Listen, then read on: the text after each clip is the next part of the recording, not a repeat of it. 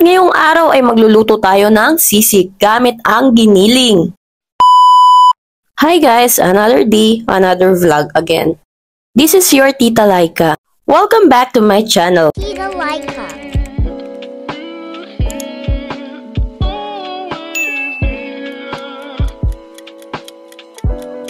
And for today's vlog ay samahan nyo ako sa serye na Cooking with Love. Wow! By your Tita Laika. At ngayong araw ay magluluto tayo ng sisig gamit ang giniling.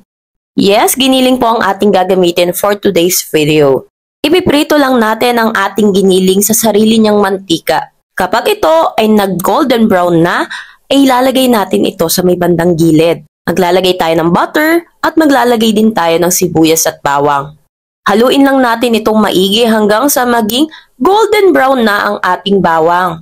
Lagyan na rin natin ng asin at paminta ang ating karne para ito ay may lasa na. Haluin lang natin itong maigi at iset na natin ang ating sauce. Sa isang mangkok ay paghahalu-haluin lang natin ang ating mga hiniwa, luya, sibuyas, siling green at siling pula. Dinamihan ko lang ang ating luya at hiniwa ko to ng pino.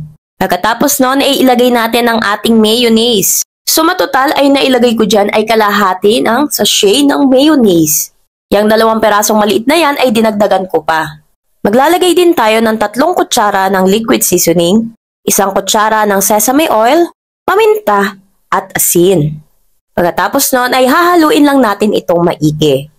Nasa inyo kung gaano karaming mayonnaise ang inyong ilalagay. Kapag ganyan na ang texture ay ilalagay na natin ito sa ating giniling. Tandaan nyo na iluto nyo lang ito sa medium heat.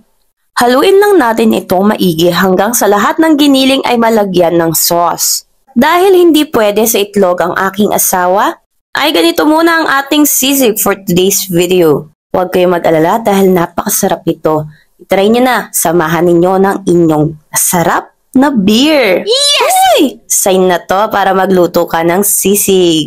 Pwedeng pang ulam at pwede din pang pulutan. Wow! Thank you for watching and see you next vlog. Bye!